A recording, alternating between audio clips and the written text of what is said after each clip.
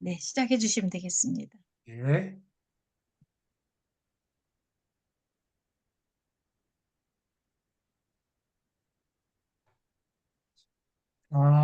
여러분들 이렇게 만나 뵙게 돼서 반갑습니다. 제가 사실은 강의는 제가 하지만 아마 여기 참여하신 분들 또 오랫동안 사역 또 목회 선교해 오신 여러 선배 또 어, 목사님도 계시고 또 선교사님도 계셔서 제가 강의를 하기는 하는데 조금 쑥스럽네요. 하여튼 하나님 말씀, 하나님 마음을 전하는 마음으로 생각해서 같이 한번 나눠보도록 하겠습니다. 우리 보통 선교라고 얘기할 때 이제 전통적으로 우리가 생각되는 거는 어떤 게 보통 생각나시나요? 보통 이제 뭐 여기 우리 뉴질랜드는 뭐 남태평양, 한국 같은 데서 생각하면 그 아프리카나 이런 중동 지방 이렇게 멀리 나가는 선교에 대해서 흔히 뭐 저를 포함해서 그런 생각들을 많이 그 느낌을 가지고 계실 겁니다. 그게 이제 우리 보면 그렇게 선교사로 또 선교지에 나가서 수고하시는 분들 정말 모든 삶과 생명 바쳐서 가정의 모든 것까지 희생시켜서 이렇게 애쓰시는 분들을 보면 정말 여기서 살고 있는 저로서는 어떨 때는 참 존경스럽고 부럽기도 하고 부끄럽기도 하고 뭐 그런 마음을 갖는데 오늘은 조금 그런 면보다는 어, 뭐 조금이라도 좀 폭넓다고 그래야 될까요? 우리가 일반적인 매일매일 살아가는 면에서 우리도 선교에 참여할 수 없을까? 할 수 있지 않을까? 그런 그 의미를 가지고 한번 서로 나눠보도록 하겠습니다. 만일에 하나님의 일을 그 같이 참여하는 것이 우리의 삶의 목표 또 의미라고 생각을 하면 선교지에 나가서 선교사로 일하는 분들만 선교를 한다 그러면 하나님의 그 우리를 지으신 뜻하고는 조금 거리가 있을 것 같아요. 그러니까 하나님이 우리를 지으셔서 우리를 자녀 삼아서 그 이 세상에서 살게 하실 때는 다 모두 하나님의 뜻이 있어서 그렇게 하시는 건데 이 날마다의 삶 속에서 그 하나님의 뜻이 어떻게 이루어질 수 있는지 우리가 어떻게 참여할 수 있는지 그런 의미의 어떻게 보면 조금은 좀 넓은 대신 좀 가볍다고 해야 되나요? 그런 의미의 그런 과정이 되었으면 좋겠습니다. 우선 그 하나님이 우리를 지으셔서 우리에게 향하신 그런 뜻이 있을 건데 그 뜻을 이어서 우리가 하는 것이 그 뜻대로 사는 것이 아마 이 선교와 관계된 것이 아닐까, 선교의 목적이라고도 할 수 있지 않을까 생각이 되는데요. 이 사도행전 20장에 보면 아주 그 가슴 뭉클한 그런 장면이 나옵니다. 그 오랫동안 하나님 말씀을 전하기 위해서 1차, 2차, 3차 전도 여행을 떠났던 바울이 마지막에 에베소 교회 장로들을 모아놓고 이제 작별 인사를 합니다. 참 가슴 뭉클한 그런 장면인데요. 거기서 이런 말을 합니다. 사도행전 20장에 나오는 말씀인데요. 이는 내가 꺼리지 않고 하나님의 뜻을 다 여러분에게 전하였습니다. 이 하나님의 뜻을 다 여러분에게 전하였습니다라고 그랬는데 우리 이제 지금 우리가 이거는 우리가 우리말 성경 개역 개정 성경에 하나님의 뜻이라고 그랬고요. 영어 성경 NIV 성경을 보면 whole will of God 그랬어요. 하나님의 뜻인데 모든 하나님의 뜻. 그런데 Amplified라는 성경을 또 보면 will이라고 해석할 수도 있지만 요거는 또 약간 다르게 purpose and plan 하나님의 모든 목적과 계획을 이 바울이 예배소 그 교회에 다 전했다 이런 의미이거든요. 아마 그게 하나님의 목적이고 선교라고 하는 게 이거하고도 일치하지 않을까 그런 생각인데 지금 간단하게 그거를 한마디로 설명을 할 수 없으니까 이런 것이 선교와 관계가 있다라고 한번 생각하고 이어나가도록 하겠습니다. 요게 보시다시피 좀 책이 어린 아이들 책 같죠? 맞습니다. 저희 손자 보여주는 책인데요. 빅픽처 스토리 바이블. 스토리 바이블 저희 집에 오면 자기 전에 한 페이지씩 읽어주는 책인데 이게 굉장히 두꺼운 책이거든요. 한 150페이지 정도 되는 굉장히 이렇게 큰 두꺼운 책인데 이게 제목이 빅픽처라고 되어 있어요. 근데 이게 저는 굉장히 마음에 와닿더라고요. 빅픽처. 하나님이 우리에게 가지신 이 성경 전체가 큰 그림, 하나의 큰 그림이고 하나의 스토리, 이야기다. 무슨 이야기냐? 첫- 맨 처음에 나오는 거를 보면요. 이렇게 돼 있습니다. 맨 처음, 이 책의 맨 처음, 바로 성경 말씀의 맨 처음이죠. In the beginning. 태초의 그 말씀이죠. 태초에 하나님이 heaven and earth, 천지를, 땅과 하늘을 창조하셨느니라. 이게 시작이잖아요. 그런데 이 책의 맨 끝에 140여 페이지 맨 끝에 가면 이 어린아이들 책인데도 이렇게 되어 있습니다. 이게 바로 New Heaven and New Earth. 그러니까 새 하늘과 새 땅이죠. 그러니까 성경이 맨 처음에 시작할 때 하늘과 땅을 지으신 이야기로 시작이 되어 있는데 맨 끝에 이야기도 새 하늘과 이번에는 새 하늘과 새 땅을 지으신 얘기로 끝이 난다. 그렇게 되어 있는 그런 이 어린아이들 스토리 바이블. 제가 이걸 굉장히 의미 있다고 생각을 하고 있습니다. 이게 바로 우리가 알고 있는 그런 하나님의 이야기일 거다. 한 가지 이야기, 큰 그림인데, 한 가지 이야기를 설명하는 큰 그림인데 뭐냐? 러브 스토리. 하나님이 우리 인간들을, 자녀들을 사랑해서 지으시고 또 영원한 나라로까지 인도하시는 그런 이야기라고 생각을 하는데요. 이게 바로 요한계시록 21장이죠. 창세기 1장 1절에 시작해서 요한계시록 21장에 새하늘과 새 땅으로 끝나는 이야기인데 여기 보면 dwelling of God is with me, with my. 그러니까 God is with man. 하나님이 직접 우리 인간들과 같이 거하시는 곳이 새하늘과 새 땅이라고 그렇게 여기 표현되어 있는데 이게 바로 요한계시록 21장의 이야기지요. 하나님이 예수님으로 오셔서 우리와 함께 거하시는 곳, He will dwell with them. 하나님이 우리와 같이 거하신다. 이 이야기가 바로 하나님이 지으신 우리를 향한 그런 사랑, 러브 스토리라고 생각되는데 여기에 맞도록 우리가 선교도 전개가 되어야 된다라고 생각을 합니다. 그러면 하나님이 러브 스토리를 지어서 사랑하는 이야기인데 뭐 하려고? 우리가 새하늘과 새 땅에 예수님이 오셔서 거기서 같이 사실 때 뭐 하려고? So what? 저는 이 말씀을 굉장히 좋아하거든요. 데살로니가 전서 5장 10절인데 데살로니가 전서 5장 10절을 보면 예수께서 우리를 위하여 죽으사 우리로 하여금 깨어 있든지 자든지 자기와 함께 살게 하려 하셨느니라. 사랑하는 사람은 어떻게 해야죠? 같이 있어야죠. 같이 살아야죠. 여러분들 사랑하기 때문에 여러분들 남편하고 또 아내하고 같이 결혼하셨잖아요.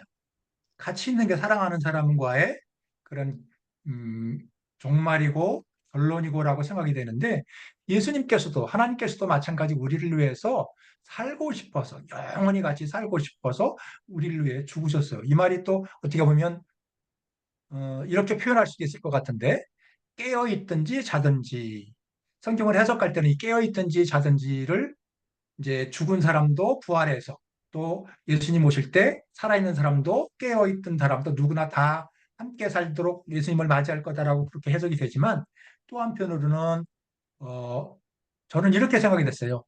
사랑하는 사람과는 어때요? 자나깨나 자나깨나 같이 있고 싶잖아요. 예수님의 표현이 바로 이거 아닐까. 자나깨나 우리와 같이 있고 싶으신 그래서 새하늘과 새 땅에서 예수님과 사랑하는 사람과 같이 있는 곳을 사는 곳으로 인도되는 우리의 그런 이야기가 성경 말씀이고 또 이것에 맞게 전도할 때 그런 마음으로 하나님의 말씀을 전하고 하나님 나라를 전해야 되지 않을까 그런 생각입니다. 칼 바르스라고 아주 유명한 신학자입니다. 20세기를 대표하는 굉장히 아주 유명한 신학자인데요. 이게 스위스 분인데요. 이분이 뭐 한 150권도 더 되는 굉장히 그 많은 신학책을 쓰신 분이고 신학교에 가서 공부할 때 꼭 이분 이야기를 빼놓지 않고 듣게 되는 그런 분입니다. 그분이 마지막에 1960 몇 년인가 미국을 이제 방문해서 고별 강연을 하러 보스턴 신학대학에 가서 그 고별 강연을 하러 갔습니다. 그리고 이제 강연이 끝나고 거기 신학대학 학장이 이렇게 물었습니다. 박사님께서 여태까지 그렇게 많은 책을 쓰고 많이 강의하시고 많은 것을 가르쳐 주셨는데 그거를 요약해서 정리하면 뭐라고 말씀하실 수 있겠습니까? 라고 칼바라스에게 물었습니다. 이게 보면 어떻게 보면 정말 진리는 좀 단순할 수 있고 우리 가까이 있을 수 있다고 생각이 되는데 칼바르스가 한 얘기가 바로 이겁니다. 노래를 불렀다면 제가 그 답을 한다면 이렇게 하겠습니다. 라고 하면서 예수 사랑하심은 물론 영어로 했겠죠. Yes, Jesus loves me. 요 노래를 불렀답니다. 예수님이 우리를 사랑하시고 The Bible tells me so. Yes, Jesus loves me. 예수님이 우리를 사랑한다는 말씀이 성경에 써 있다. 예수님 우리를 사랑하신다. 이게 결론이다. 그 150권 내가 지은 많은 책들을 요약한다면 이거다라고 이렇게 말씀을 고별 강연에서 해서 많은 사람들에게 감동이 됐다고 하는 얘기가 있는데요. 저도 굉장히 공감이 되는 가슴 뭉클한 그런 얘기입니다. 예수님이 우리를 위해서 사랑하셨기 때문에 죽으셨고 부활하셔서 우리와 영원히 사시려고 하는 그 이야기겠구나. 뭐 그런 이야기라고 생각을 했고 선교도 이거에 맞춰서 진행이 되는 것이 맞는 얘기라고 생각을 하고요.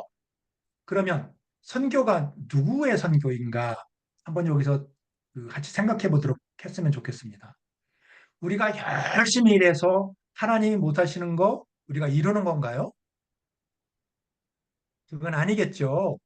하나님이 다 이루시고 하나님이 진행하시고 계획 세우시고 전지전능하신 하나님이 이루시는 거죠.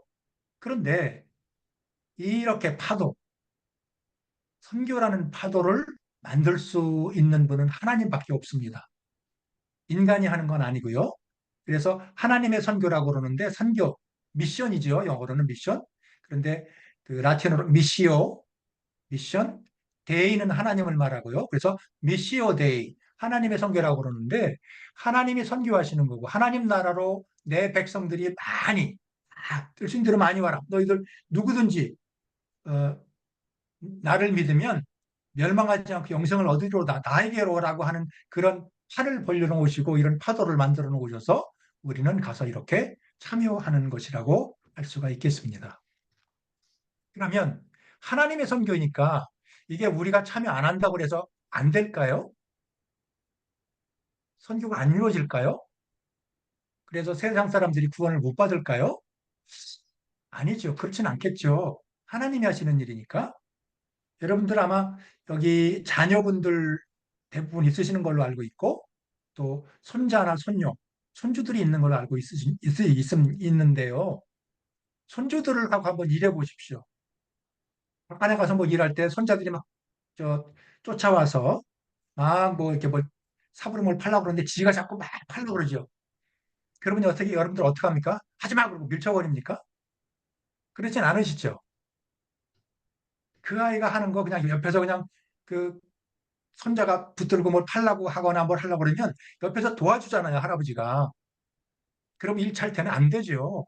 그런데 그게 기쁨이잖아요. 재밌잖아요.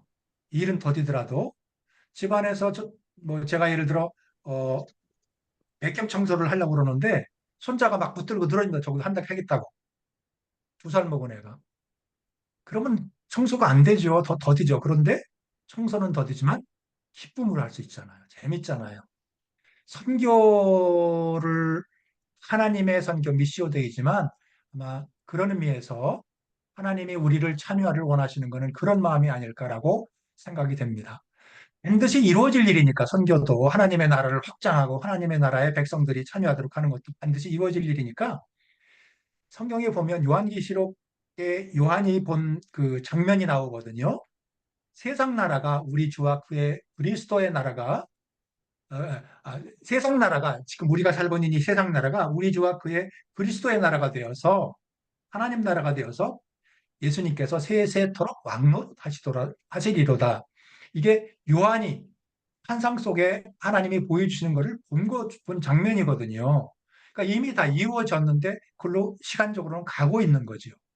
그런데 이미 이루어지고 정해져 있는 일을 왜 하는 거냐? 우리 보고 시키는 거냐 하면 우리가 참여하는 것을 기뻐하시기 때문에 우리가 그 주기도문으로 마태복음에서 주기도문으로 기도하는 것처럼 나라가 임하시오며 뜻이 하늘에서 이루어진 것 같이 땅에서도 이루어지이다.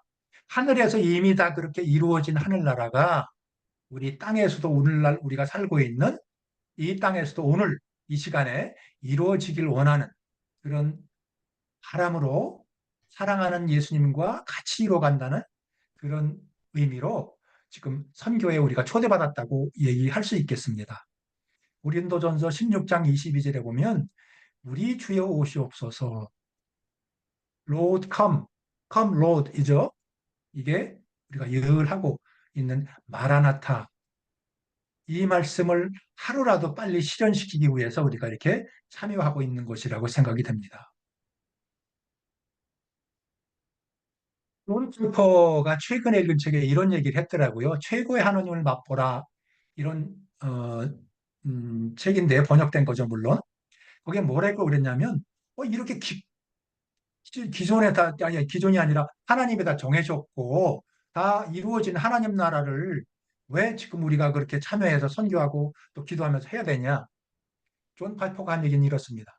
기쁨으로 기도하는 겁니다. 하나님은 약속하신 것을 반드시 이루시는 분이니까요. 그거를 보고 기뻐하기 위해서 우리가 사랑하는 사람이 이렇게 우리를 이끌어서 뭔가 같이 하고 있다는 것을 보고 기뻐하기 위해서 하고 있다고 존 파이퍼가 여기 얘기하고 있습니다. 자, 그러면 미션, 영어로 선교가 미션이라고 그랬는데 여기서 한번 용어를 한번 정리했으면 좋겠습니다. 미션이 있고 미션즈가 있는데 우리는 여태까지는 그냥 미션즈 S가 붙은 것도 그냥 전체적으로 그 미션이라고 그렇게 생각을 해왔습니다. 그런데 실제로는 선교라고 하는 거는 미션이고 우리가 하나 뭐 선교 사역, 교회 사역, 또 문서 사역, 청소년 사역, 뭐 이렇게 나눌 수 있는 건 거기 S가 붙어서 미션즈라고 그러는 겁니다. 선교를 얘기할 때 이런 얘기를 하거든요. 모든 것이 선교라면 그 어느 것도 선교가 아니다. 이런 주장도 있고요. 이건 무슨 이야기냐면 선교지에 가서 정말 복음을 모르는 사람들에게 대상으로 선교를 하는 게 선교지 무슨 일상생활을 하는 게 선교냐 이런 주장이에요. 이거는 사실은 모든 것이 선교라면 그 어느 것도 선교가 아니다 그런 의미고 모든 것이 선교라면 모든 것이 선교다. 이건 좀 영어를 우리말로 번역해 놓으니까 좀 이상한 것 같은데요. 모든 것이 선교라면 모든 것이 선교다. 이 말은 무슨 말이냐면 하나님이 우리를 지어서 이 세상에서 이 오늘을 살게 하셨기 때문에 오늘을 사는 우리를 통해서도 이루어지는 모든 것이 선교가 될 수 있다. 그런 의미죠. 그러니까 이것이 지금은 좀 더 보편적인 의미의 선교라고 받아들여집니다. 예를 들어 볼게요, 한번. 스포트, 이렇게 SPORT, 스포트, 그러면 그냥 전체를 다 말하는 거거든요. 운동을 다 요새 올림픽 하죠. 그 올림픽 종목 전체를 다 말하는 겁니다. 근데 거기 S가 붙어서 스포츠, 이렇게 S가 붙으면 축구, 체조, 뭐, 온라인 게임, 바둑, 이런 걸 다 따로따로 말하는 겁니다. 예술도 마찬가지. 아트 그러면 전체를 다 말하는 거지만, 아트 S가 붙으면 문학, 뭐 연극, 영화, 회화 뭐 이런 거 다 따로따로 하나씩을 말하는 겁니다. 선교도 마찬가지. 미션 그러면 선교, 하나님의 나라의 일을 하는 모든 것을 다 말하는 거지만 미션즈라고 선교 사역이라고 우리가 번역할 수 있는 이거는 교회 개척도 되고 신학교 뭐 할 수 있는 것도 되고 청소는 문서, 비즈니스도 여기에 포함된다고 할 수 있습니다. 그럼 비즈니스가 어떻게 선교냐? 오늘은 이 비즈니스를 좀 중점적으로 한번 생각을 해봤으면 좋겠는데요. 왜 비즈니스냐면 어, 우리가 매일매일에 살면서 이 비즈니스하고 뗄래야 뗄 수가 없는 상황이거든요. 그러니까 그 영어 단어로 비즈니스 했지만 어떻게 보면 경제라고 할 수도 있고 또 우리가 일반 날마다의 삶과 또 직장 생활하든지 자기가 직업으로 뭘 갖든지 이런 모든 것을 통틀어서 말하는 비즈니스를 의미하는 겁니다. 그리고 왜 비즈니스가 우리의 선교가 되어야 되느냐? 그러니까 일상의 모든 영역 속에 다 이게 관계가 되잖아요.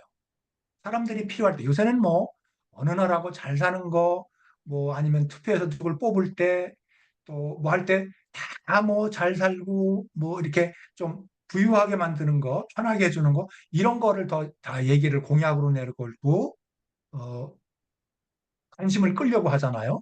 사람들의 욕구도 이 경제, 비즈니스하고 다 관계가 되어 있습니다. 또 생각과 사고가 지금 뭐 이 경제하고 관계가 안 된 게 없죠.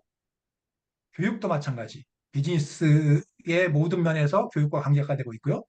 직업과 직장 생활. 이건 뭐 말할 수도 없고요. 뭐 직업, 직장 생활, 비즈니스도 다. 가정. 가정도 비즈니스하고 떼어놓고 생각할 수가 없죠. 아빠, 엄마, 낮에 아빠가 예를 들어 일을 하고 잘 나갔다가 들어와서 저녁을 같이 먹을 때. 거기에 비즈니스하고 관계 안 된 게 있나요?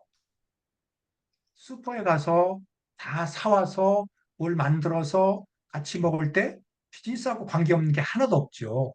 재료부터 시작해서 거기에 들어가는 삼성 뭐 냉장고에서 꺼낸 거, 같이 앉아서 보는 LG TV 뭐 이런 거 다 비즈니스를 통해서 만들어진 거잖아요. 그러니까 이 비즈니스를 통해서 우리 모든 삶의 영역이 관계가 되어 있기 때문에 또 여기 말하는 그 관계와 공동체도 그 비즈니스하고 연결되어 있기 때문에 직장 생활하죠.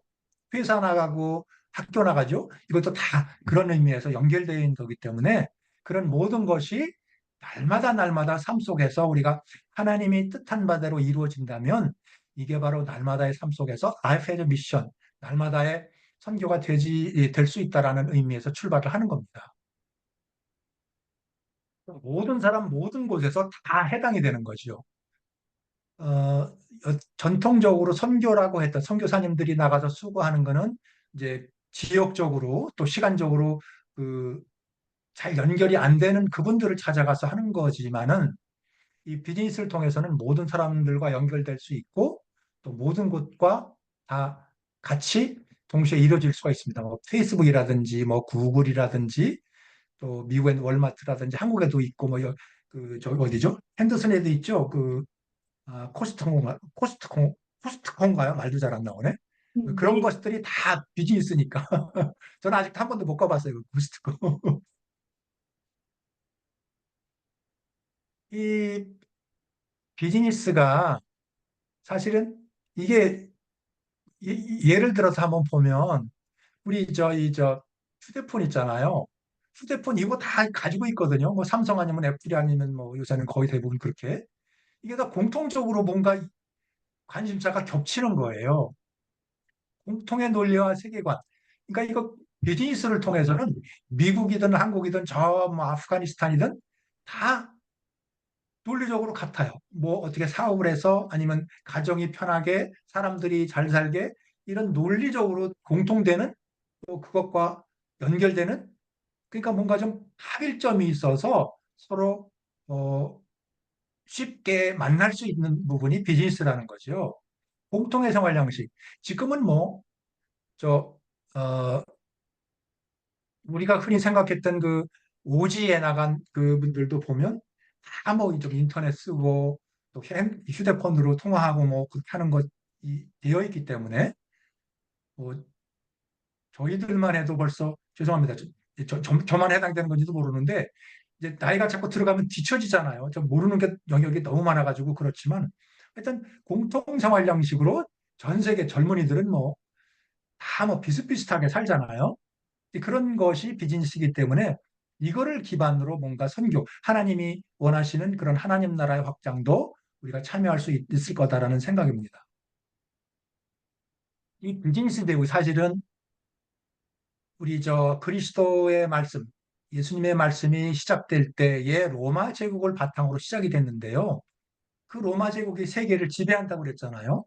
근데 실제로는 유럽의 이탈리아 반도를 포함해서 그 일정한 지역에 국한됐었지만은 그래 그 그것이 유럽을 포함한 세계에 강력한 영향을 미쳤지만 이 비즈니스 제국은요. 지금 뭐 전 세계 유럽이 아니고 모든 사람 모든 그 영역에 영향을 미치고요. 모든 지역 땅끝까지 지금 뭐 비즈니스를 통해서 연결이 안 된 곳이 없죠. 혹시 비즈니스와 관계된 그러니까 뭔가 경제적으로 이 더 왕성한 활동이 일어날수록 사람이 다 도시로 모이잖아요. 또 한 가지를 통해서 전부 다 사람이 살아가는 모습이 비슷비슷해집니다. 그래서 로마 제국보다 더 강력한 제국이 바로 우리가 지금 살고 있는 비즈니스 제국이라고 할 수 있는데요. 이게 바로 창세기에서 말한 성읍과 탑을 건설하여 그 탑 꼭대기를 하늘에 닿게 하여 우리의 이름을 내고 온 지면에 흩어짐을 면하자.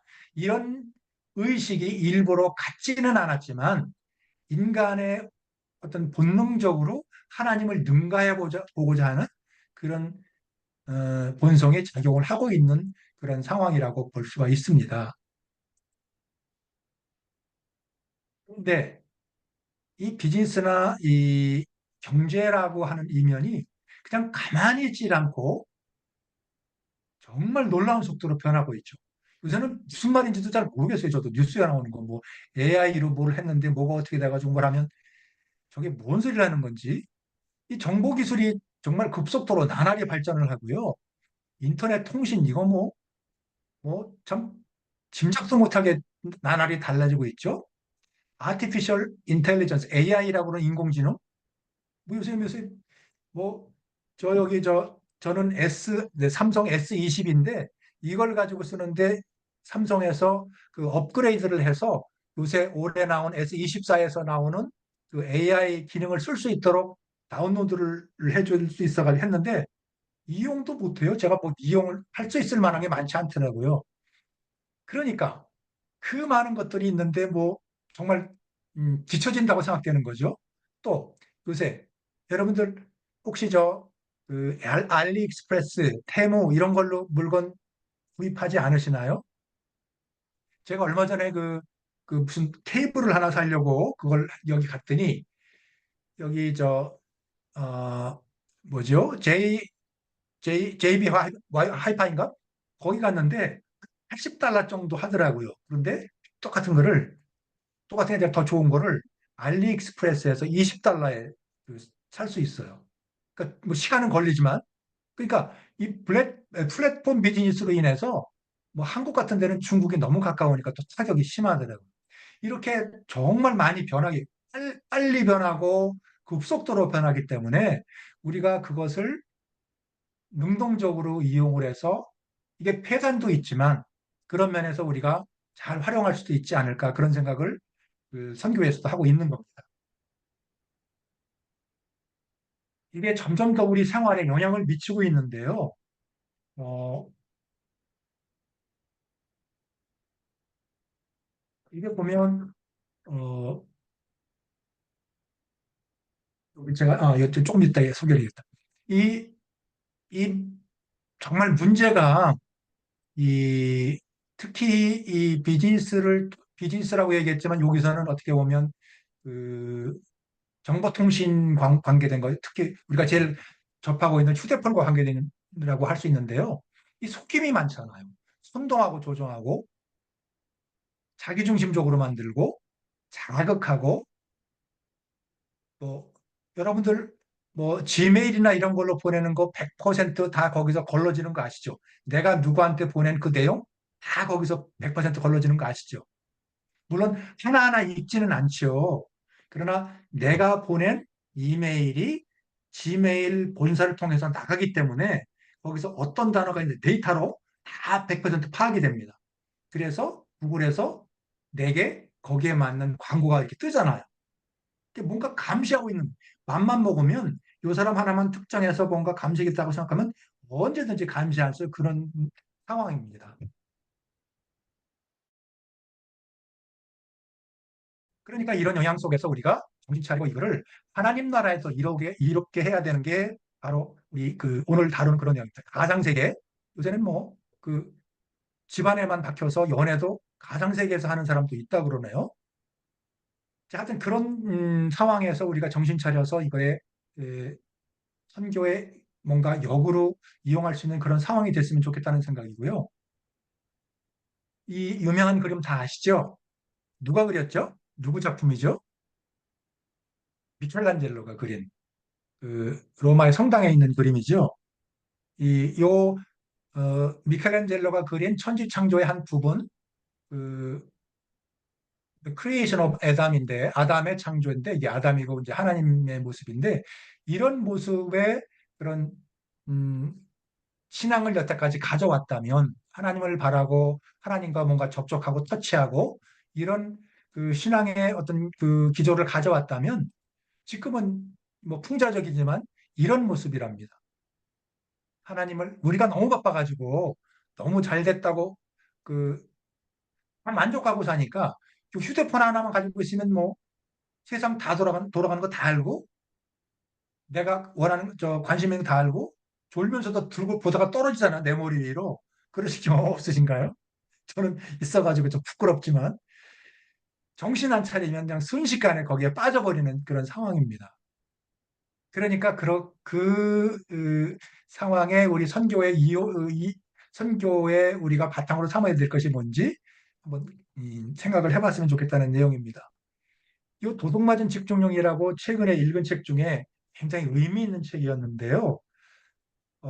이게 저는 제가 그 집중력이 좀 뭐 하다 보면 자꾸 이렇게 산만해져서 그런 책에 한국에 나갔다가 도둑맞은 집중력? 이거 집중력에 도움이 되는 책이라고 사서 읽었는데 그게 아니라 저는 굉장히 의미 있는 것을 가졌습니다. 이 책에 저자가 요한 하리라는 사람이 썼는데 이 사람이 유명한 저널리스트예요. 이 사람이 어느 날 갑자기 내가 이거 너무 내 생활이 없고 뭔가 내 삶이 누구한테 잡혀 있는 거 아니야? 이런 음, 뭔가 좀 이렇게 그 인터넷이라든가 소셜 매체나 이게 너무 연결돼 있어가지고요. 그런 자각 속에 한 세 달을 어느 섬에 가서 혼자 아무것도 없이 살면서 그때부터 시작해가지고 이 지금 우리가 사는 삶이 어떻게 그런 것에 종속되어 있는지 탐구해서 파헤친 책입니다. 그런데 여기에 등장한 많은 사람들이 보면 구글, 페이스북, 뭐 또 마이크로소프트 이런 등등해서 그런 것을 개발했던 사람인데 양심의 가책 때문에 지금은 나와서 그거를 밝히는 거 이거면 안 된다. 그중에 기억나는 것이 뭐냐면 구글을 보면 구글 같은 데 뭘 찾으면 요새는 끝이 없잖아요. 뭘 하나 해서 찾으면 밑으로 그냥 끝없이 내려갑니다. 이게 옛날에는 뭘 하나서 궁금한 걸 찾으면 한 페이지 나고 끝이 났는데 지금은 끝까지 내려갑니다. 끝이 없어요. 이걸 개발한 사람이 자기가 이제 고백을 한 거예요. 유한아리를 만나서. 이게 그러니까 이게 왜 그러냐면 비즈니스이기 때문에 이게 사람이 더 많은 사람들이 더 많이 그 온라인에 올라올 수 있으면 있을 수 있도록 그게 돈으로 계산되는 겁니다. 그래서 파는 거예요, 그 시간을. 그러니까 그렇게 붙들어 놓을 수 있도록. 그래서 지금 그 전 인류가 저 1세기 전보다는 20세기 전보다는 약 수면 시간이 1시간이 줄었답니다. 사람들이 그 줄은 1시간 가지고 뭐 하느냐? 휴대폰 보고 온라인에 왔다 갔다 하고 있는 거죠. 그러니까 그런 정도로 이 우리의 삶을 지배하고 있는 이런 현실, 비즈니스가 선교에 어떻게 이용될 수 있을지 여러분들 혹시 이 뉴스 보셨나요? 이게 바로 저기 31일 날 나온 뉴스입니다. 최근에 요 뉴스가 7월 19일 날 나왔었는데요. 뭐냐면 요게 바로 이쁘게 생겼죠. 이쁘게 생겼는데 아주 사악한 개입니다. 사르코라고 불리는데요. 사르코가 사르코페거스라고 하는 그리스어에서 나온 말입니다. 사르코 관이랍니다. 관. 어, 이게 또 보니까 호주 사람이 호주의 필립 니츠케라는 사람이 만드는 거예요. 사람을 죽이는 기계입니다.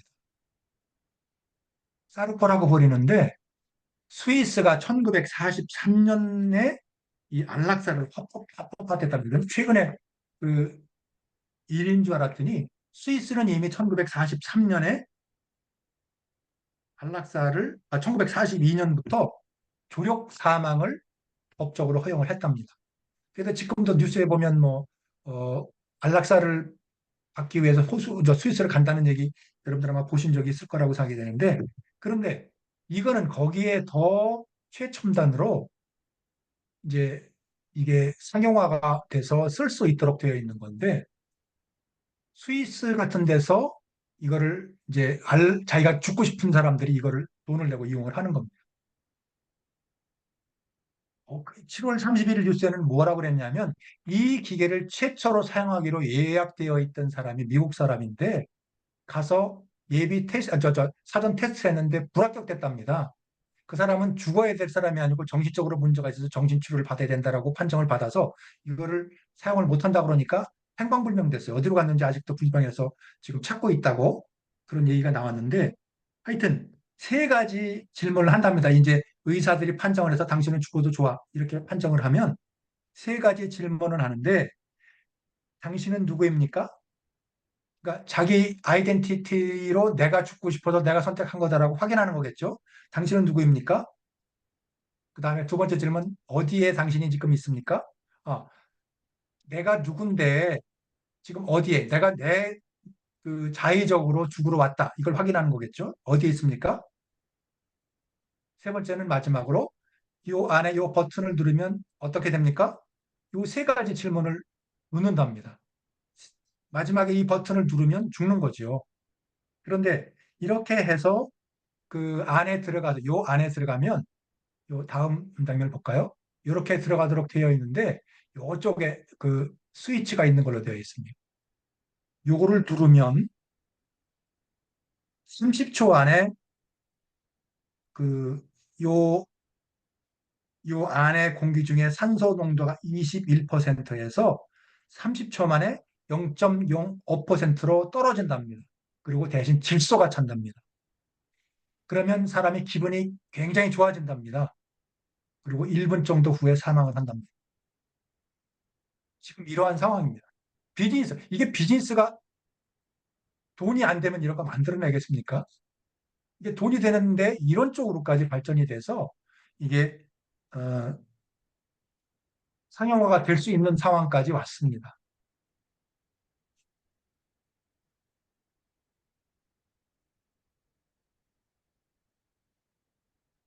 이 제국, 아까 말씀드렸던 로마 제국이 아니고 비즈니스 제국은요, 성경 말씀에 디모데 후서에 있는 이런 말씀과 일맥상통한다고 생각을 합니다.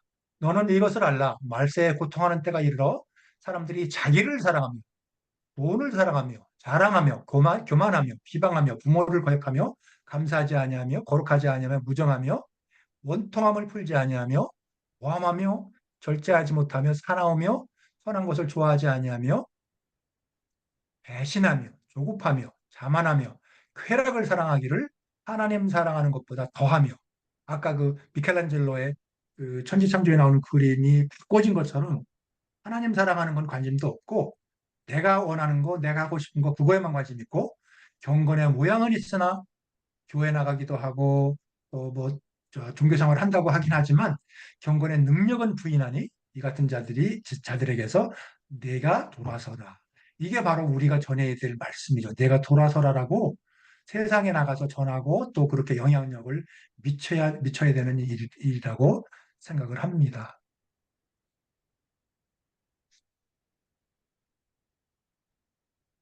이 비즈니스 제국이 이 온 세계를 지배하고 있는 이 비즈니스 제국이 신앙을 세속화해서 이 우리가 하루하루 사는 삶, 직장 나가고 또 사업하고 아니면 누구와 만나고 이런 것들과 진짜 우리가 주일날 나가서 교회 생활하는 썬데이의 그 믿음과 분리된 우주인이라고 하는 하나는 하나님도 섬기고 하나는 내가 돈 벌어서 잘 살고 싶은 그런 욕망, 두 주인을 섬기게 되는 그런 결과를 낳았다는 겁니다. 신앙이 이 삶의 기본이 아니고 이 마진, 주변으로 이제 쫓겨났어요. 도시 속에 다양한 문화 그룹들이 등장하죠. 그러면 이렇게 뭐 SNS로 연결되는 사람들이 모여서 그 사람들이 어떤 뭔가를 공유하고 전 세계 저 다른 나라의 사람들과도 교통해서 그 사람들과 이렇게 만나지만 반대로 그렇게 뭔가 통하는 사람들과는 그렇게 먼 나라 사람들과 교류하면서 반대로 가까이 있는 가족, 친구, 한국 가니까 더 그렇더만요. 저 그 처남네 가서 제가 한국에 지내는데 그 앞에 집 사람하고 인사 안 하더라고요. 그래서 앞 엘리베이터를 타려고 나갔는데 얼굴을 서로 돌리더라고요. 이렇게 서로 상호 단절된 그런 세계를 만드는 상황이고요. 선교지가 옛날에는 각 지역마다 달랐는데 아프리카, 뭐 남태평양 달랐는데 지금은 생활 양식이 거의 비슷한 모양으로 되어가고 있다고 이렇게 알고 있습니다. 세속화하는 거고 뭐 아니 온라인으로 연결되니까 문화가 독특한 문화가 점점 없어지고 남다 혼합된 문화죠. 어느 나라 가든지 다 맥도날드 먹고 뭐 그런 식이고 또 새로운 문제들이 등장을 하는데 빈부의 격차가 심화되는 건 뭐 여러분들 저나 다 느끼고 있는 거예요. 환경 문제 점점 우리 요새 뭐 한국의 그 더위 비 여기 작년에도 뉴질랜드도 겪었지만 그런 문제 뭐 인종 갈등 뭐 등등 이런 것들 때문에 비즈니스가 제국이 되어서 커다란 영향력을 발휘하고 있기 때문에 나타나는 문제가 있습니다. 그러면 이게 문제만 있냐? 우리가 선교를 할 수 있는 그런 기회가 된다고 말씀드릴 수 있습니다.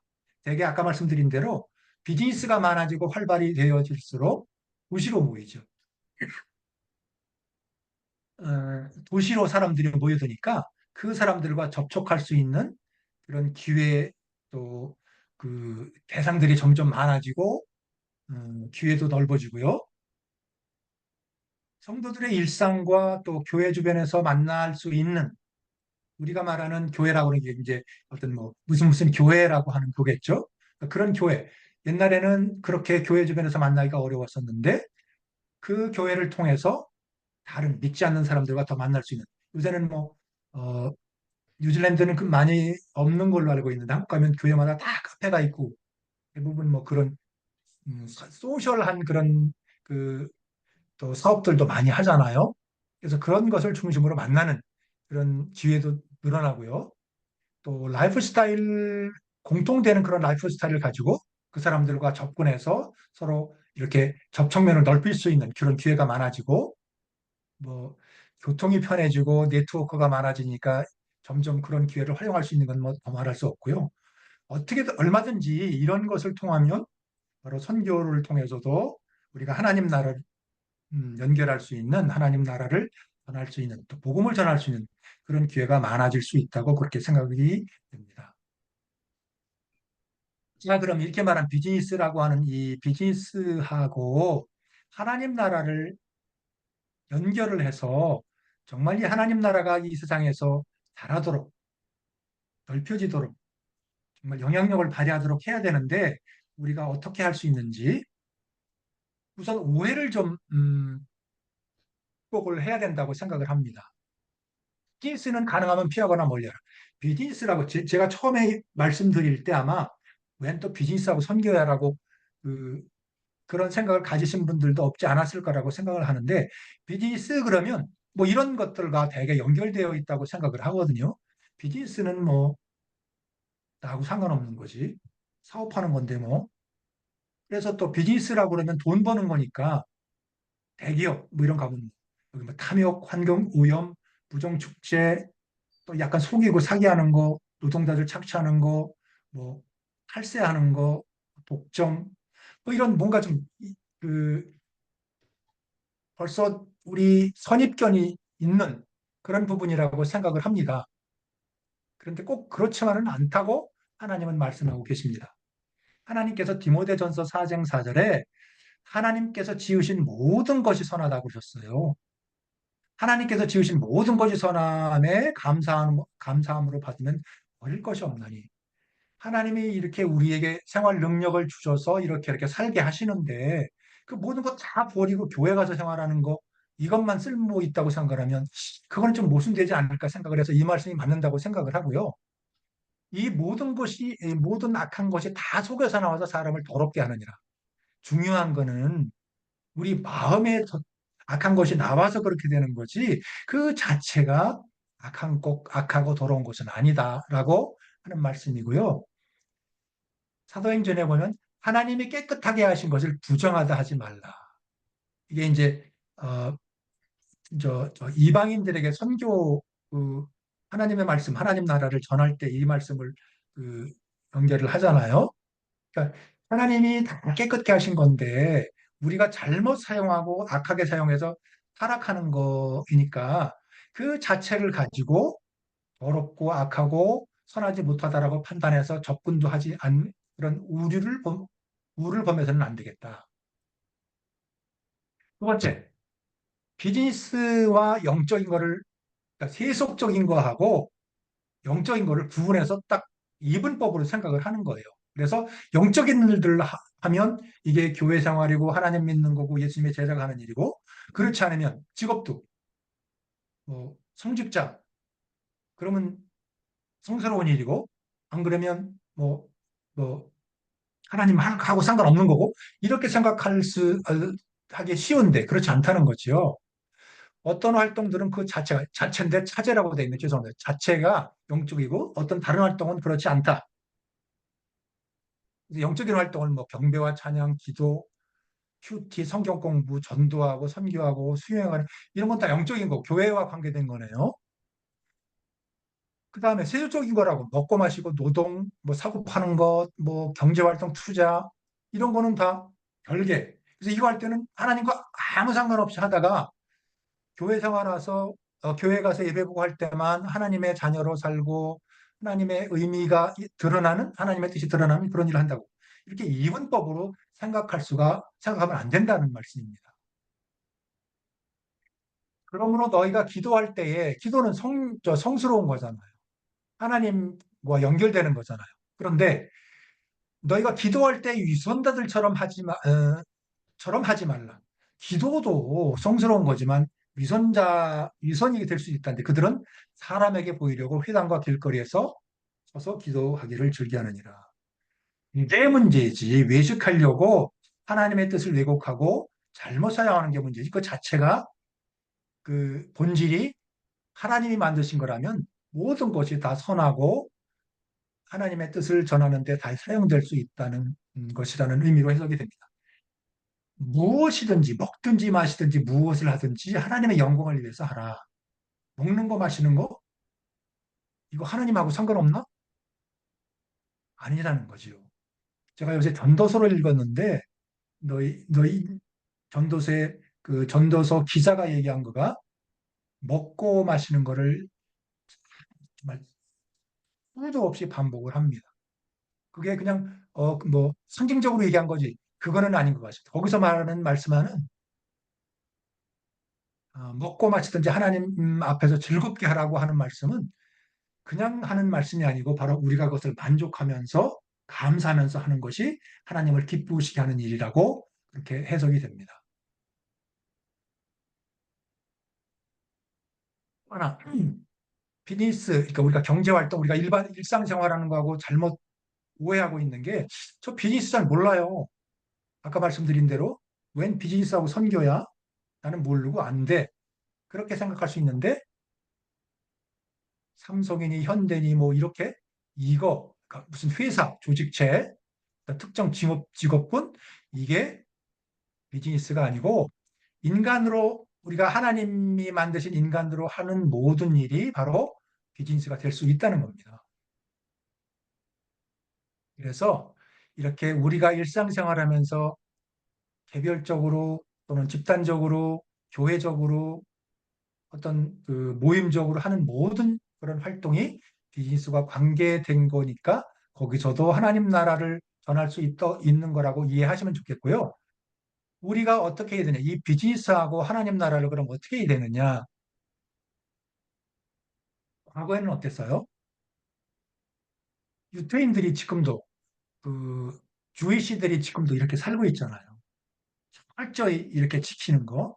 예수님 이전의 사람들이 사는 것처럼 기독교적인 이름과 상징물, 회사 이름도 뭐 그런 거 짓고, 뭐 시원 주식회사 뭐 이런 거, 직장과 가정에서 예배를 드리고 형식적으로 뭐라 하는 거죠. 아니 뭐 당연히 이런 거 얼마나 필요하고 좋은 거 이렇게 해야죠. 해야 되는데 그것 아니 그 우리가 하나님의 나라를 전하는 것은 아니라는 거예요. 지금 제가 후회되는 게 그 한국에서 제가 군대 생활할 때 벌써 80년대니까 40년도 더 됐네요. 제가 장교로 갔다 와서 그 소대장을 했는데 최전방 한국의 그 GOP라고 하는 최전방에 가서 소대장을 했습니다. 지금도 후회되고 부끄러운 게 뭐냐면 거기는 야간에 밤에 나가서 근무를 쓰고 그 아침에 나와서 자고 오후에 다시 깨가지고 다시 준비하고 밤에 또 들어가고 이렇게 하는 거거든요. 아침에 밤새 이제 경계 근무 쓰고 들어온 저희 소대원들을 붙잡고 예배를 드린다고 했습니다. 저는 지금도 후회합니다. 제가 지금 그때로 돌아가면 그렇게는 안 할 것 같습니다. 나중에 그 소대원들이 얼마나 불평을 하는지 심지어 교회 나가는 애들끼리도 불평을 하는 거를 제가 들었어요. 저는 잘한다고 우쭐한 마음에 했는데 그 소대원들을 정말 내가 사랑하는 마음으로 그 사람들을 돌봐주고 피곤한 거 어떻게 하면 빨리 풀 수 있는지 조금이라도 한 1분이라도 더 자게 만들어주고 했던 게 오히려 더 큰 의미가 있었을 것이라고 지금은 생각을 합니다.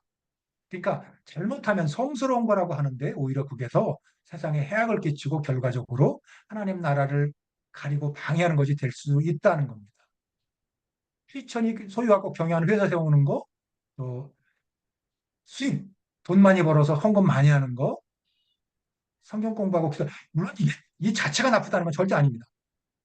직장에 통해서 성경 전도하는 것 이런 것들만이 저 비즈니스를 가지고 선교한다는 것을 생각하는 거고요. 이거를 잘못 오해하시면 안 되고 이런 것을 이런 방법으로 접근했다는 거죠. 옛날식은. 여러분 혹시 지금 얘기하는 먼 나라에 타국에 가서 선교하는 게 언제 생겼다고 생각이 되시나요? 마태복음에 예수님이 말씀하신 그 모든 민족을 그 제자 삼아서 그 대위임령을 제자 삼아서 그 하나님 나라를 전하라고 한 대위임령부터 생긴 건가요? 그렇지는 않습니다. 마태복음 23장 15절에 보면 이거는 세 번역인데요. 이거는 예수님께서 직접 말씀하신 거라 빨간 글씨로 썼습니다. 예수님이 직접 바리새인들에게 말씀하신 겁니다. 율법 학자들과 바리새파 사람들아, 위선자들아, 너희에게 화가 있을지어다. 화가 있다. 너희는 개종자 한 사람을 만들려고 바다와 육지를 두루 다니다가 하나가 생기면 그를 너희보다 배나 더 못된 지옥의 자식으로 만들어 버리기 때문이다. 예수님이 바리새 사람, 바리새인들 또 율법학자들을 향해서 이렇게 준엄하게 말씀하신 겁니다. 그러니까 아까 얘기한 그런 얘기예요. 종교적인 거, 성스러운 것을 한다고 하면서 그 속은 추하고 악하고 더럽다는 거죠. 종교적인 외식하지 않더라도 하나님의 말씀, 하나님의 뜻대로 살고 전할 수가 있는데 그렇지 않고 이건 율법학자들과 바리새인들은 그렇게 껍데기만 그렇고 속은 더럽고 추하고 자기들만 우월하다고 생각하고 나름들 업신여기고 그렇게 한다는 거죠. 그래서 이렇게 꾸짖으신 겁니다. 그런데 제가 드리려고 하는 말씀은 여기 보면 바다와 육지를 두루 다니다가 벌써 이 당시에 바다와 육지를 두루 다니면서 선교, 지금 예수님을 전하는 선교는 아니지만 그런 일을 했다는 겁니다. 그러니까 어떤 일을 하든지 그 본분대로 예수님이 우리에게 주신 사랑을 가서 전하는 그것이 되어야 되는데 이런 유대인들처럼 외식하는 사람들을 더 만드는 그런 종교적인 사람을 만들면 안 된다는 거라고 생각이 됩니다.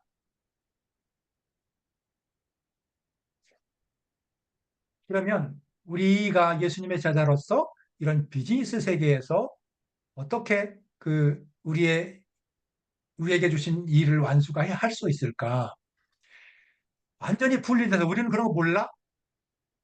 미국의 누구죠? 그 옛날 스타일로 사는 사람들 아니, 갑자기 생각이 안 나네요. 그 뭐라고 그러죠? 키고 저 키고 말씀해 주세요. 소리 키고. 아직 자연인, 어? 자연인, 아니 자연인. 자연인 말고 그 지금도 말 타고 다니고 그런 사람들이 아미시, 갑자기 생각. 아미시. 아미시, 예, 감사합니다. 아미시처럼 살아라는 말은 아니잖아요. 그 사람들처럼 뭐 냉장고도 집에 없고 차도 안 타니고 말 타고 다니고 이러면 안 되는 거죠. 이럴 수는 없는 거죠. 또 반대로 동화, 완전히 동화돼서 아니 뭐 신앙생활이야 주일날 나가서 하면 되고 대충 뭐 이렇게 하나님 이해하시겠지? 이게 아니고 바로 예수님이 우리의 몸을 입고 우리 속에 들어와서 사신 대로 우리도 비즈니스 세계에서 그렇게 성육신에서 우리가 들어가서 내가 일하는 직장 아니면 내가 우리 가족과 사는 그 매일매일의 삶, 그 속에서 예수님 말씀이 드러나도록, 예수님의 삶이 드러나도록 그렇게 사는 것이 우리가 해야 될 제자 스타일, 강남 스타일 아니고 제자 스타일로 해야 된다고 그렇게 말씀할 수 있습니다. 그래서 비즈니스 속으로, 세상 속으로, 경제 속으로 이런 어, 지금 우리에게 접할 수 있는 그런 속으로 들어가서 바로 섬김으로 우리가 그것만 즐기는 것이 아니고 섬김과 변화를 만들어내면 될 수 있다고 생각을 합니다. 그래서 여기 네 가지를 들 수가 있겠는데요. 우선 어, 제자들의 라이프 스타일로서 워십하는 예배하는 삶, 또 하나 청지기적인 삶, 또 영향력이 있는 삶, 선지적인 삶, 미셔널 라이프 스타일, 선교적인 삶, 이 네 가지를 우리가 근본으로 삼고 이 비즈니스가 지배하는 비즈니스 제국에서 우리 하나님의 나라를 전할 수 있다고 생각을 합니다. 하나씩 살펴보겠습니다. 우선 예배하는 삶. 예배. 그럼 직장 가서 맨날 예배하자는 그런 말씀이 아니라는 건 짐작하시겠죠? 조금 아까 제가 말씀드린 대로 그런 예배한다고 막 모아놓고 막 그렇게 하는 것만이 하나님을 기쁘시게 하는 건 아니니까요. 그러니까 전 삶의 영역에서 일과 수고를 통해서 하나님을 일하는 삶. 내 삶 자체가 예배하는 것이 되어야 된다. 그러니까 로마서에 있는 대로 우리의 몸을 하나님이 기뻐하시는 거룩한 산 제물로 드리라.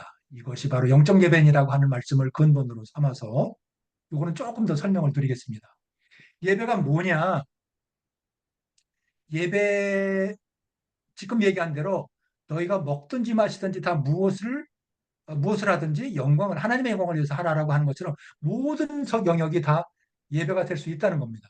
영어로 예배가 worship인데 이 worship은 worth하고 가치가 있는 거죠. 가치가 있다는 worth하고 ship이 결합된 명사가 된 겁니다. 그러니까 가치가 있는 것을 섬기고 사랑한다는 그런 뜻이거든요, 원래. 그런데 이 worship과 그러니까 우리가 사랑하는 것이 가치가 있다고 생각해서 거기에 바치는 거죠. 그런데 지금 얘기한 대로 우리가 얘기한 대로 비즈니스가 우리의 가치가 있다고 사랑하게 돼서 거기에 모든 것이 빠질 수 있다는 겁니다. 우리가 사랑하는 것이 하나님이 되어야 되는데 그렇지 않을 수 있으니까 워십 하면은 하나님을 사랑해서 하나님께 드리는 그런 예배가 되도록 우리가 살아가면 그게 바로 예배가 될 수 있다는 말이죠. 예배의 원래 단어는 이 제일 먼저 나온 게 창세기 2장 15절에 나옵니다. 창세기 2장 15절에 뭐라고 했냐면 이 히브리어로 유태인의 말로 히브리어로 예배라는 말이 아바드인데요. 아바드가 어디에 나오냐면 여호와 하나님이 그 사람을 이끌어 아담이겠죠. 아담을 이끌어 에덴 동산에 드시고 그것을 경작 아바드하고 돌보게 하셨습니다. 그때 경작하라라고 하는 말이 아바드예요. 우리가 지금 쓰고 있는 예배라는 말입니다. 예배가 이때 뭐였어요?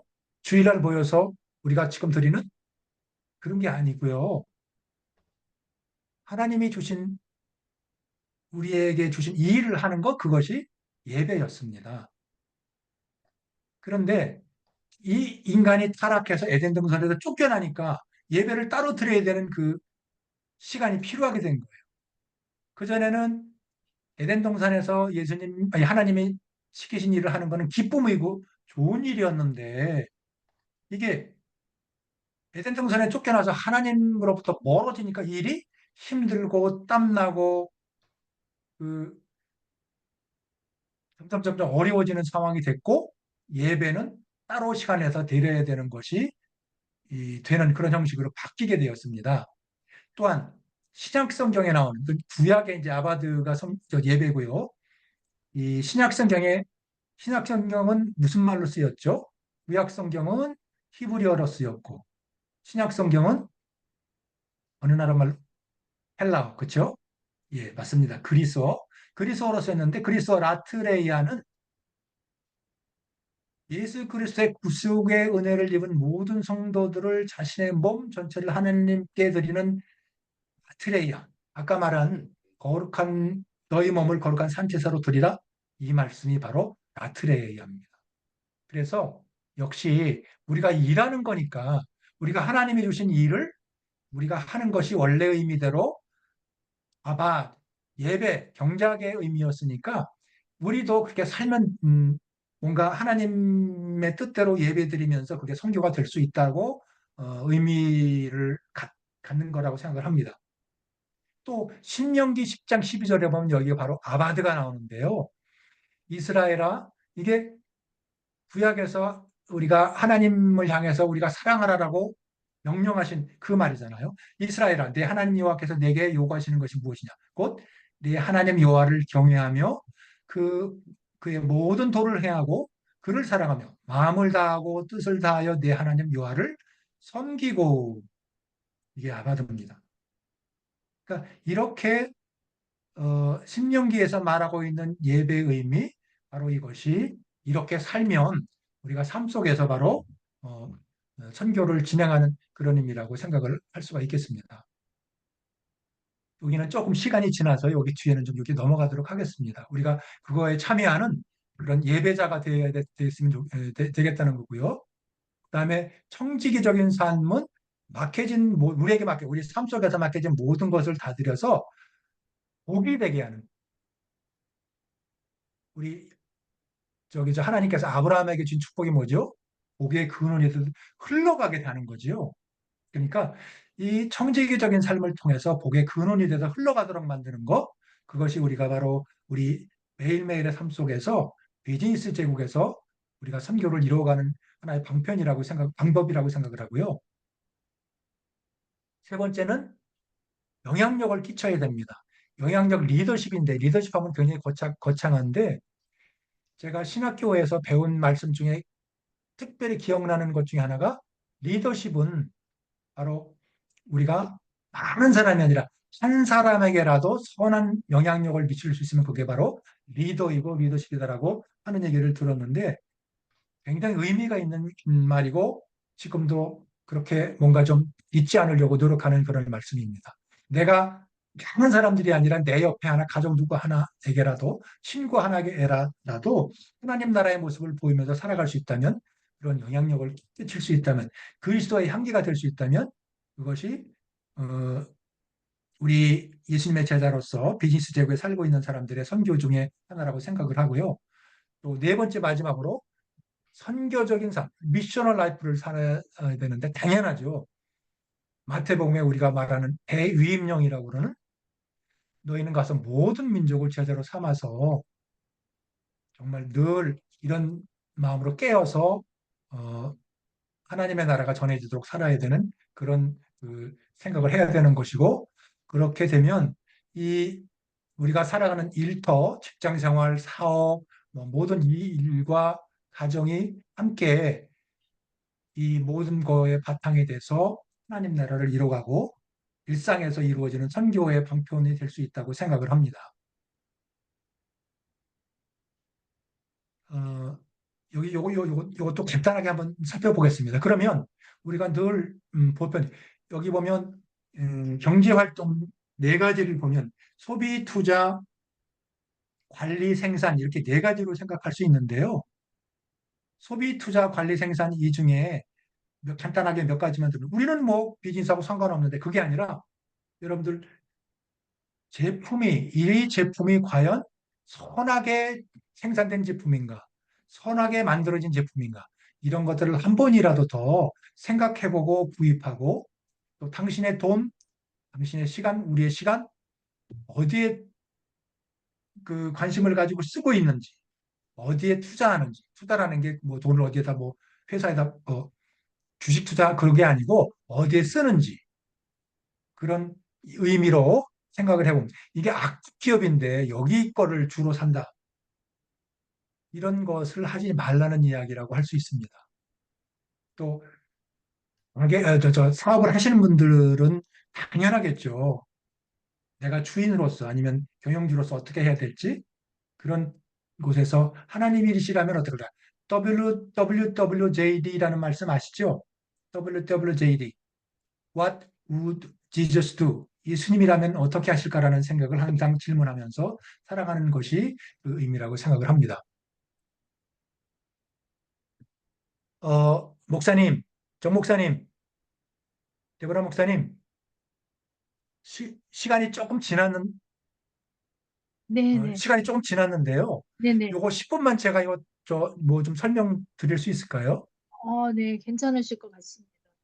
괜찮으실 거 맞습니다. 이제 네. 하세요. 다들 피곤하실 텐데 요거 꼭 소개하고 싶어서요. 네네. 우리가 살아가는 게 뭔지. 제가 작년 이맘때, 작년 6월 달, 6월 달에 코카서스 지방에 그 선교 관계되는 일에서 한번 방문을 했었습니다. 코카서스가 어딘지 아시죠?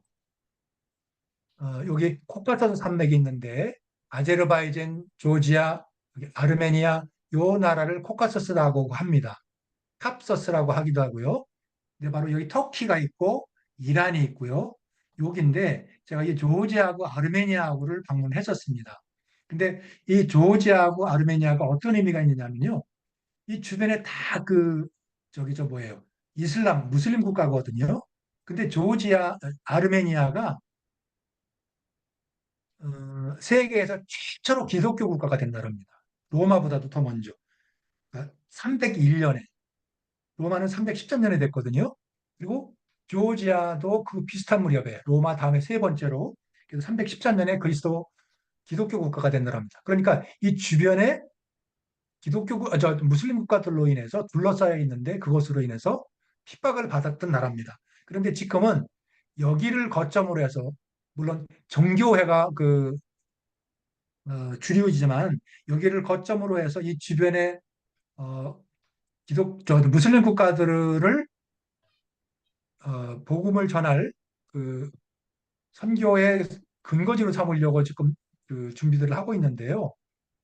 조지아를 넘어가는 그 국경인데 아르메니아. 어, 사실은 요 아르메니아에 대해서 얘기를 하려고 합니다. 아르메니아가 제가 잘 모르던 국가인데요. 옛날에는 조지아는 구루지아라고 그랬죠. 근데 구루지아는 러시아 말이고요. 그런데 지금은 러시아의 그 식민지였었는데 지금은 독립을 해서 러시아가 관계가 안 좋아서 영어식으로 조지아라고 그러고요. 여긴 아르메니아인데 아르메니아를 넘어갈 때 여기 국경을 이렇게 육로로 넘어갔습니다. 여러분 아라랏산 아시죠? 아라랏산이 그 누굽니까? 노아의 방주에 타고서 나중에 그 홍수가 끝나고 정박한 산이 아라랏산이라고 그러잖아요. 우리가 아라랏산이라고 부르는 이 산이 바로 여기에 있습니다. 근데 사실은 여기는 어, 아르메니아의 수도 예레반이라는 곳인데요. 예레반에서 보이는데 그게 산이 두 개거든요. 둘 다 아라рат산인데 큰 아라рат산, 작은 아라рат산 그러는데 보이는데 사실은 이 아라рат산은 터키에 속해 있습니다. 근데 가지를 못합니다. 터키 쪽으로는 정치적으로 뭐 쿠르드족이 있고 그래서 막 위험해가지고 글로 못 들어가게 하고요. 요 아르메니아 쪽에서 보도록 되어 있는데 요게 이제 거기 가까이서 본 사진입니다. 아라рат산. 그러니까 여기 아르메니아를 가니까 아르메니아의 그 교회 지도자 한 분이 저기를 웰컴 홈 그러더라고요. 그래서 저는 무슨 소린가 그랬더니 너희들 다 여기서 출발했대요. 한국 사람이고 미국 사람이고 다 상관없이 네. 노아가 여기 방주가 정박해서 여기서부터 시작된 거니까 여기가 홈이래요. 그래가지고 그러냐고 웃으면서 얘기했는데 우리가 성경을 믿으면 그것도 맞는 얘기죠. 근데 여기 이제 아라라산에서 바로 여기가 국경이에요. 이렇게 여기가 국경인데 이쪽은 터키, 이쪽은 그 아르메니아인데 이 아르메니아 요 산이 있고 꼭대기에 그 수도원이 있습니다. 여기서 바라보는 곳입니다. 근데 아주 굉장히 신비스러웠어요. 이렇게 막 이렇게 그저 그 천둥 치는 소리도 나고요. 근데 거길 또 내려오니까 공교롭게도 또 무지개가 뜨더라고요. 그래서 이 노아에게 약속하신 무지개 생각이 나가지고 또 의미 있었는데 일단 저는 그게 중요한 게 아니고요. 그것도 의미가 있었지만 여기는 보니까 아르메니아는 아라랏 붙은 게 많습니다. 아라랏 호텔 여기 아라랏 여기 또 지나가면서 찍어가지고 여기는 없는데 여기 붙어 보면 여기 뭐 아라랏 호텔이라고 돼요. 아라랏 호텔이라고. 그리고 뱅크도 은행도 아라랏 은행이 있더라고요. 위스키 같은 것도 아라랏 위스키도 있고요. 이거는 조금 아라랏산하고 안 어울리는 것 같은데. 그런데 여기를 가니까 홀로코스트 뮤지엄이 있더라고요. 쌀 뮤지엄. 이스라엘 민족이 그 독일 민족에게 학살을 당해서 홀로코스트 뮤지엄이 있잖아요. 그런데 아르메니아에 가니까 그 홀로코스트 뮤지엄이 있더라고요. 제가 2018년에 그 레바논에 갔을 때 죄송합니다. 저 아르메니아 대학이 있어서 그 학생들에게 그 아르메니아 사람들이 그 터키 사람들에게 핍박을 받고 학살을 당하고 했다는 얘기를 얼핏 들어가지고 그런가 하고 잘 몰랐는데 이번에 가니까 거기서 이제 이 박물관을 통해서 알았죠. 이게 아르메니아 스타일 그런 십자가입니다. 이 나라는 보통 십자가를 이렇게 표현하더라고요. 인구는 한 300만 정도 되고요. 그 예레반 수도는 한 10만 명 정도 되는 나라인데 조지아도 비슷하고요. 자, 여기 보니까 그 아라랏 그 홀로코스트 뮤지엄이 있는데 여기 한번 보십시오. 요 스타일 보면 알 수 있죠. 이 터키 사람들이죠. 요 모자 이런 스타일. 터키 사람들이 보이시나요? 사람 머리입니다. 아르메니아 사람들을 죽이고 그 머리를 잘라서 이렇게 여기다 뭐 이렇게 꽂아가지고 보고 저는 이걸 보고 인간이 어떻게 저렇게 잔인할 수 있는지 이 아르메니아 사람들이 터키에도 많이 살고 있거든요. 흩어져 가지고 그런데 하여튼 한 200년에 걸쳐서 한 200만 명이 터키인들한테 학살을 당했습니다. 그 이유는 터키는 이슬람 국가고요.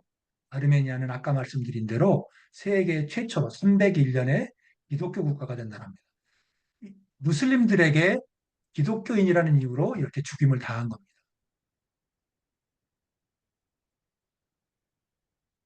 그 사람들이 또 이 아르메니아를 침입을 해서 불을 많이 지르고 태워 죽이고 했는데요. 이분은 이 할아버지가 이분이 들고 있는 이 회골, 이 유해가 자기 아들의 유해입니다. 자기 아들이 이 교회 안에서 타 죽고 남은 자네가 이렇게 있다는 그 모습을 보여주고 있는 얼마나 처참했겠습니까? 요 위에 있는 사람들은 터키 사람들이죠. 모자가 보이는 게 쓴 게 보이죠. 이 아래 사람들은 아르메니아 사람들입니다. 벌써 다르잖아요. 끌려온 겁니다. 아르메니아의 지식인들입니다. 그리고 이 터키의 지도자들이 모여서 이렇게 사진을 찍었습니다. 그 후에 일어난 일은 이렇게 행사를 했습니다. 그런데 저는 이해가 안 가는 게 이렇게 전리품 옛날에 그 일제 침탈기에 뭐 그런 일이 있었는지는 모르겠는데 이런 식으로 사람들을 앞에 놓고 이 죽여놓고 사진을 찍고 자랑스러워하는 모습이 저는 정말 경악스러웠습니다. 어떻게 인간이 저럴 수 있는지에 대해서. 이건 여자들입니다. 기독교인들이라고 이렇게 여자들을 십자가에, 기독교인들이 이렇게 죽는다며 하면서 여자들을 이렇게 십자가에 죽게 만들었습니다. 잡아가는 모습이고요. 이 아이가 어린애인데 십자가에 이렇게 못이 박혔었답니다. 그래서 못 자국을 보여주는 겁니다. 이 아이도 아르메니아 아이인데 기독교인 자식이라.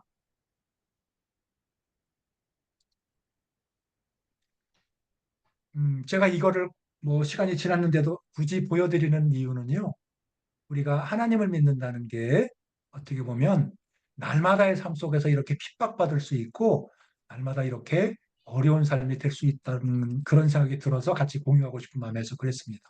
또 우리가 기독교인으로서 우리가 하나님을 믿는 하나님의 자녀로서 해야 되는 일은 이 사람들의 힐링을 위해서, 회복을 위해서, 치유를 위해서, 샬롬을 위해서 기도해야 된다고 생각합니다. 이 아르메니아 사람들 가서 이제 컨퍼런스를 같이 하고 그랬는데 이분들의 찬송가는요, 우리 그 왜 그 옛날에 불렀던 찬송가 어두운 그런 느낌의 그 찬송가들 있잖아요. 안 많은 이 세상 이런 식의 찬송가들이더라고요. 대부분 그분들이 부르는 노래는 한이 맺혀서 한이 남아서 그래서 저분들이 하나님을 믿는다고 물론 이제 어떻게 보면 잘못하면 우리가 뭐 종교에 그 사람들 뭐 이렇게 잘못하면 오해할 수 있고 좀 뭐라고 표현해야 되나 좀 얕잡아 볼 수도 있습니다. 그렇지 않더라고요. 저분들도 생명을 걸고 하나님을 믿는 사람들이 대부분이더라고요. 그래서 저분들의 치유와 또 터키, 아르메니아 이런 사람들이 서로 지금은 뭐 저런 과거를 서로 잊자고 하지만 그게 쉽게 잊어지겠나요? 서로 화해할 수 있도록 우리가 일본과 그런 화해를 도모하고 모색하는 것처럼 우리 믿음의 자녀로서 그런 것에 하나님의 일꾼 노릇을 하나님의 그, 그 서번트로 일을 할 수 있도록 그렇게 같이 나눴으면 해서 그렇게 한번 전했습니다. 자, 여태까지 전한 말씀 좋은 그런 보탬이 되셨으면 좋겠습니다. 네, 감사합니다. 죄송합니다. 이거 하나. 최근에 또 거기에 아제르바이잔이 있는데 아제르바이잔이 바로 아르메니아 옆이거든요. 거기하고 전쟁이 있습니다. 아르메니아하고. 근데 여기 손가락을 들고 있는 사람이 저 공동묘지인데, 그러니까 세미터리인데 여기에 관리인 대표였습니다. 이분인데 이분의 아들의 묘소입니다. 최근에 아제르바이잔과 아르메니아가 전쟁을 했는데요. 바로 이것도 무슬림 국가하고 기독교 국가가 그것 때문에 충돌해서 했는데 이분이 3대 독자 외아들을 잃었습니다. 이 묘지 관리. 그래서 여기 이런 보니까 이렇게 크게 사람 거의 실물 이렇게 비석을 만들더라고요. 이 아들을 자기 아들의 이 묘지 관리인인데 이 아들의 모습을 소개를 해주면서 좀 가슴 뭉클한 그런 장면이 있었는데 이런 식입니다. 보니까 다 젊은이들, 이렇게 젊은 사람들 군대 나가 최근에 3년 전인가 4년 전까지 전쟁을 했습니다. 아제르바이잔과 아르메니아. 지금도 굉장히 사이가 안 좋습니다. 이렇게 젊은 친구들, 여기 그 여자 군인도 있고요. 이렇게 젊은 사람들이 목숨을 잃고 한이 맺힌 나라입니다. 그래서 조금 아까 말씀드린 대로 그런 저분들의 힐링을 위해서, 치유를 위해서, 또 마음의 회복을 위해서 기도 같이 했으면 좋겠다는 그런 마음으로 말씀을 드렸습니다. 네, 감사합니다.